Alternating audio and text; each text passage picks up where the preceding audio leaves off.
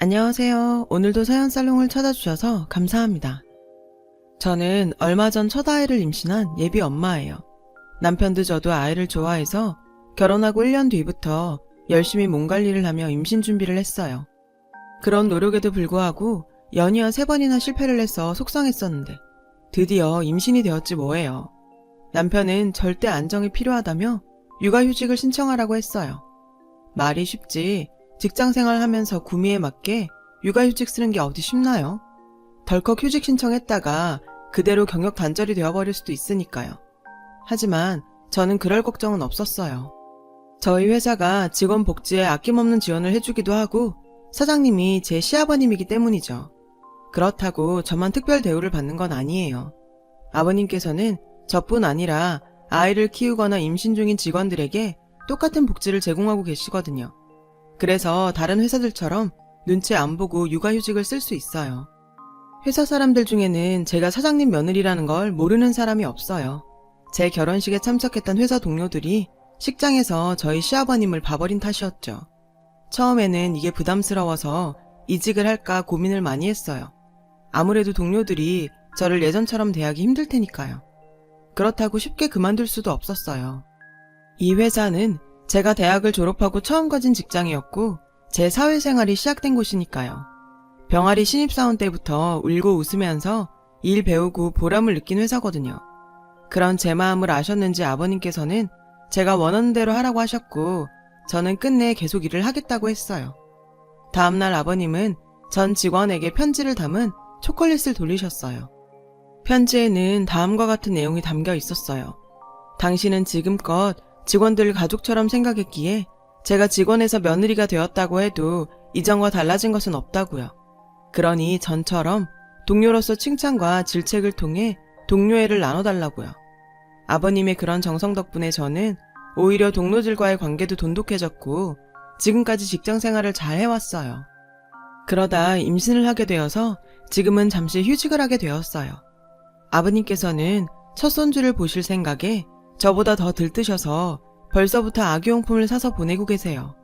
저를 늘 딸처럼 보살펴주시는 아버님은 네가 복덩이라 복덩이 아기를 가진 것 같으시며 늘 제 건강도 염려하세요. 그런 아버님의 모습을 보면 마음 한켠이 짠하고 감사할 뿐이죠. 아버님은 저를 처음 보셨을 때부터 저를 예뻐해 주셨어요. 게다가 저희 가족과의 특별한 인연을 알게 되신 후로는 친딸처럼 저를 아끼고 살펴주고 계세요. 저는 외동딸로 태어나서 부모님 사랑을 듬뿍 받고 자랐어요. 일상적인 소소한 행복을 누리고 살던 우리 가족은 아빠가 다니던 회사에 부도가 나면서 모든 게 변해버렸어요. 아빠 회사 사장님이 무리하게 사업을 확장하려다 투자 사기를 당했어요. 그로 인해 회사는 한순간에 무너져버리고 말았고 아빠를 비롯한 직원들은 하루아침에 실업자가 되었죠. 당장 월급은 물론 퇴직금도 한 푼 못 받고 회사를 나오게 된 아빠는 밤마다 가족들 몰래 많이 우셨어요. 평소 잘 드시지도 못하는 술까지 드시며 시리에 빠져 있었죠. 엄마는 아빠의 건강을 걱정하셨고요. 한동안 자포자기한 상태로 지내던 아빠는 어린 저를 위해서라도 주저앉을 수 없다시며 여러 곳에 이력서를 넣으며 구직 활동을 하셨어요.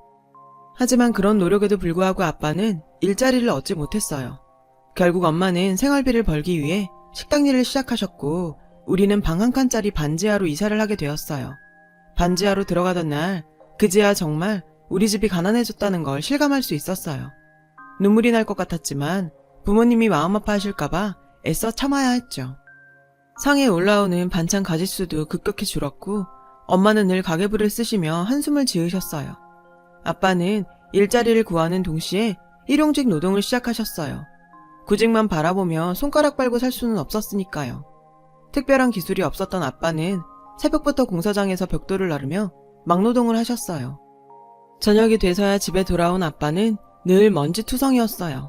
저는 그런 아빠가 안쓰러워서 아빠한테 달려가 어깨를 주물러드리곤 했어요. 제가 해드릴 수 있는 건 그것뿐이니까요. 엄마가 식당 일로 벌어오는 월급과 아빠의 일당으로 우리 가족은 하루하루 연명하다시피 생활을 했어요. 시간이 지나도 아빠는 취직이 안 됐고 결국 반노숙자 생활을 하게 되셨죠. 그 사실을 알게 된 건 어느 늦은 밤이었어요. 잠결에 엄마와 아빠가 심하게 다투는 걸 들었거든요. 당신 미쳤어? 집 놔두고 왜 노숙을 해? 멀쩡한 집 놔두고 왜 길에서 자냐고. 엄마가 울면서 소리치더라고요. 저는 도대체 무슨 일인가 했죠. 그래서 자는 척하며 귀를 쫑긋 세웠어요. 아빠가 요새 며칠씩 집에 안 들어오신 건 알고 있었어요.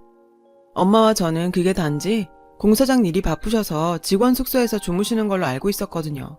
그런데 그게 아니었나 봐요. 엄마가 식당 일을 마치고 퇴근하다가 우연히 노숙자들 틈에서 쪽잠을 자고 있는 아빠를 발견한 거였죠. 그 길로 엄마는 아빠를 끌고 집으로 왔고 야밤에 부부싸움이 시작된 거였어요.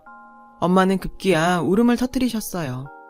아빠는 그런 엄마를 달래며 미안하다고 하시며 요즘 들어 막노동 일을 구하는 게 힘들어져서 공사장 근처에서 밤을 새고 다른 사람들보다 일찍 일을 잡으러 갈 수밖에 없었다고 하셨어요. 늦으면 자리를 뺏기니까요. 그러다 보니 자연스레 주변 노숙자들과 섞여서 지내게 되었다고요. 내가 구걸하며 살겠다는 것도 아닌데 그렇게 화낼 일이야? 보기가 안쓰러우니까 그렇지. 내 남편은 길바닥에서 자며 일하는데 내가 어떻게 마음 편히 살 수가 있어. 당신이 몸 버려가며 그러고 있는데 나 당신 그러고 사는 거 못 봐. 이불 속에서 숨죽이며 모든 얘기를 듣게 된 저는 소리 없이 눈물을 흘렸어요. 당시 초등학교 6학년이던 저는 비록 어린 나이기는 했지만 부모님의 고생과 아픔을 공감할 나이기도 했어요. 그래서 더더욱 고생하시는 부모님한테 도움이 되지 못하는 제 처지가 하염없이 원망스럽고 부모님이 나 때문에 힘들게 고생하시는 것 같아 너무 죄송했어요. 그날 엄마의 간곡한 부탁에도 불구하고 아빠는 노숙 생활을 그만두지 않았어요. 지금은 자존심이고 뭐고 없어. 희정이만큼은 잘 키워야 될 거 아냐. 아빠가 무능해서 남들만큼 못 키웠단 소린 듣고 싶지 않아. 길바닥에서 자는 거, 노숙자 취급받는 거, 나 그런 건 하나도 두렵지 않아. 내 새끼만 잘 키울 수 있다면 그보다 더한 것도 할 수 있어. 어차피 취직만 되면 그만할 일이야. 그러니까 그때까지만 참고 기다려줘. 그 후로도 아빠는 며칠 간격으로 집에 들러 빨랫감을 놓고 가는 것 외에는 밖에서 생활을 하셨어요. 그러면서도 포기하지 않고 꾸준히 회사에 이력서를 넣으셨어요.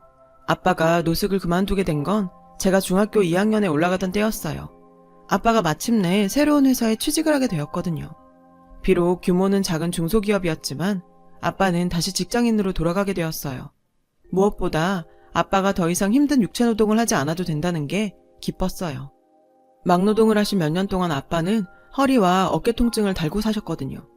새롭게 첫 출근을 하고 오신 날 아빠는 기념을 해야 한다면서 엄마와 저를 데리고 고깃집으로 가셨어요. 이런 날이 다시 오지 않으면 어떡하나 그동안 두려웠다고 하시더군요. 지금까지 다들 잘 참고 버텨주어서 고맙다면서 앞으로는 더 열심히 살아보자고 하셨죠. 그 말에 엄마는 주변 사람들이 쳐다볼 정도로 펑펑 우셨어요. 하지만 아빠가 취직이 되셨다고 해서 한순간에 집안 사정이 확 나아지는 건 아니었어요. 중학생이던 제게 공부방을 만들어주기 위해 방 2칸짜리로 이사를 하면서 월세도 늘어났고 제게 들어가는 사교육비도 만만치 않았거든요. 엄마는 여전히 식당 일을 해야 했고 온 가족은 허리띠를 졸라매야 했어요. 중학교 3학년이 된 저는 부모님 몰래 전단지를 돌리던 아르바이트를 시작으로 그 나이에 할 수 있는 온갖 아르바이트를 해서 돈을 모았어요. 실업계 고등학교에 가서 남들보다 일찍 돈 벌 생각을 하면서요. 하지만 그 얘기를 들은 부모님은 한사코 반대를 하셨어요. 특히 엄마가 펄쩍 뛰셨죠. 그동안 그 고생을 하면서도 널 학원에 보냈던 건 너만큼은 엄마 아빠처럼 고생하지 않고 살기를 바랬기 때문이야. 당장 친구들보다 돈 몇 푼 더 일찍 버는 게 뭐가 중요하니. 10년, 20년 뒤에 내 인생을 생각해. 뭐가 더 너를 위한 건지 생각해 보라고. 그러니까 쓸데없는 생각하지 말고 넌 공부해서 대학 갈 생각이나 해. 저는 아무 말도 하지 못하고 부모님 뜻에 따라 인문계 고등학교에 진학을 했어요. 제가 고등학교에 가고 난 뒤 아빠가 많이 아프기 시작하셨어요. 몇 년 동안 길에서 노숙을 하고 쉼없이 막노동을 하면서 몸을 혹사한 탓에 그 후유증이 나타나기 시작한 거죠. 처음에는 어깨나 허리에 단순한 근육통이 있는 정도로 알았는데 내부 장기에 문제가 있는 거였더라고요. 병원에 가서 건강검진을 받아보니 신장과 간에 문제가 있다고 하더군요. 그런데도 아빠는 고집을 부리며 치료도 거부하고 계속 일을 하셨어요. 치료는 제 대학 등록금은 마련한 다음에 받아도 늦지 않는다면서요. 게다가 수당 때문에 야근도 불사하셨죠. 엄마랑 제가 아무리 뜯어말려도 소용이 없었어요. 그런 아빠 때문에라도 저는 더욱 이를 악물고 공부했어요. 아빠가 일을 쉴 수 있도록 장학금을 받고 대학에 들어가겠다고 다짐을 했거든요.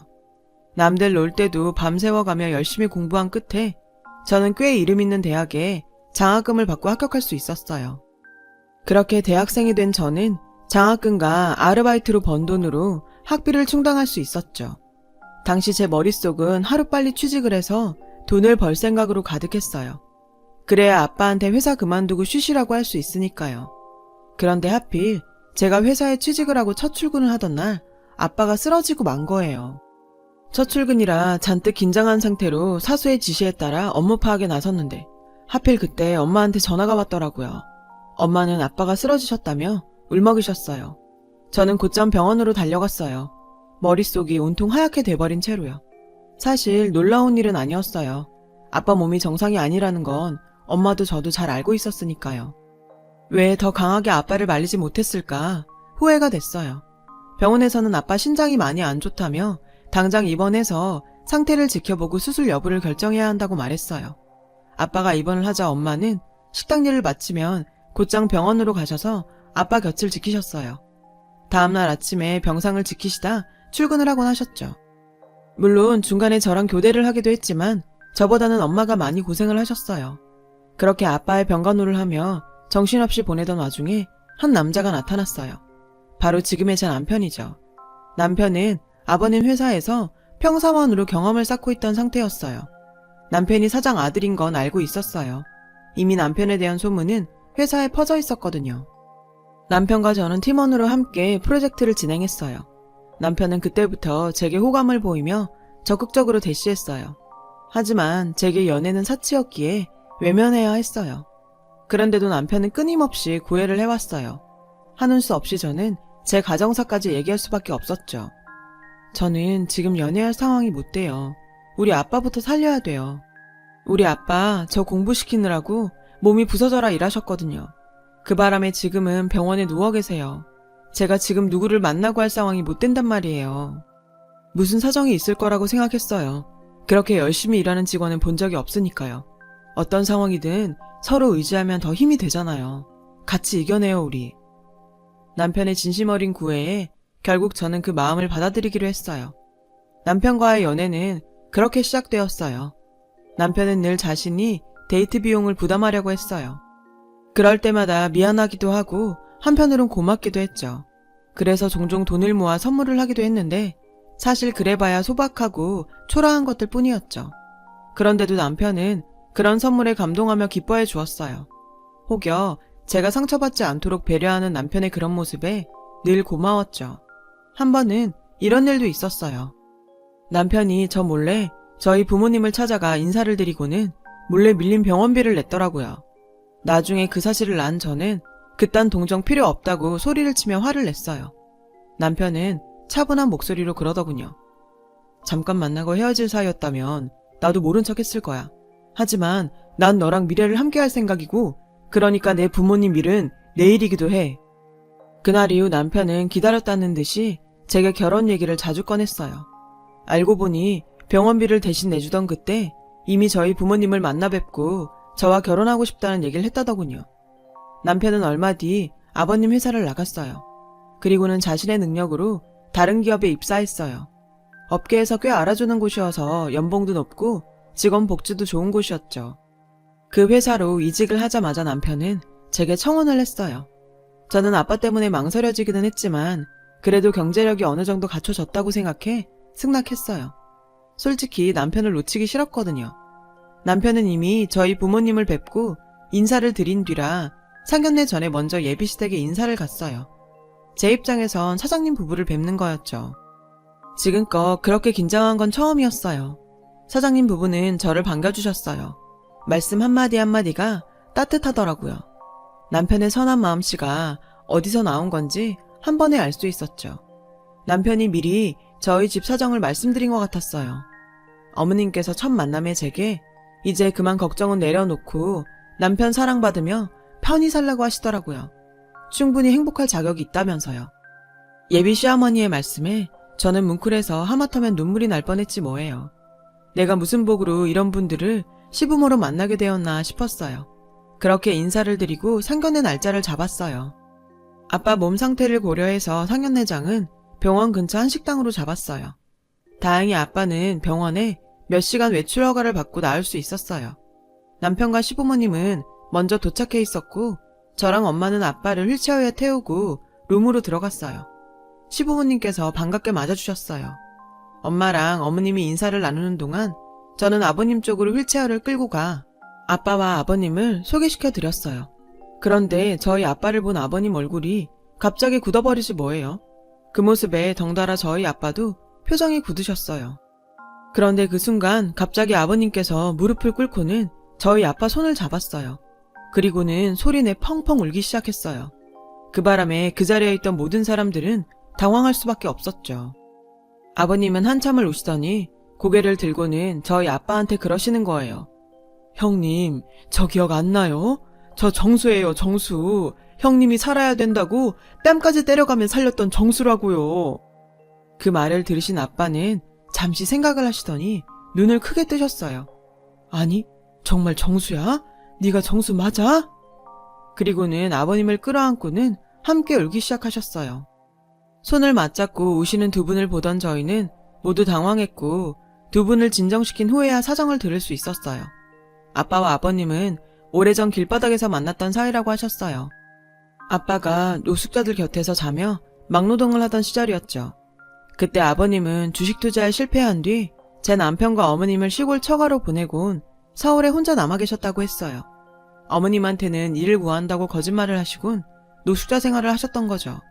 당시 아버님은 절망적인 상황에 하루에도 몇 번씩 죽고 싶다는 생각을 하시며 지내고 계셨다고 해요. 그러다 결국에는 다른 노숙자들에게 자신의 옷이나 짐들을 모두 나누어 주었고 길바닥에 누워 얼어 죽을 생각을 했었다나 봐요. 그 모습을 본 저희 아빠는 아버님을 깨워 자신의 옷을 입혀 살려내셨고요. 자식도 있는 놈이 어떻게 목숨을 끊을 생각을 해. 애비 없는 자식을 만들려고. 누군 살고 싶어서 사냐? 나도 죽고 싶어. 그런데 못 죽겠더라. 나 죽고 내 새끼도 나처럼 이러고 살게 될까봐 그게 겁나서 못 죽겠더라.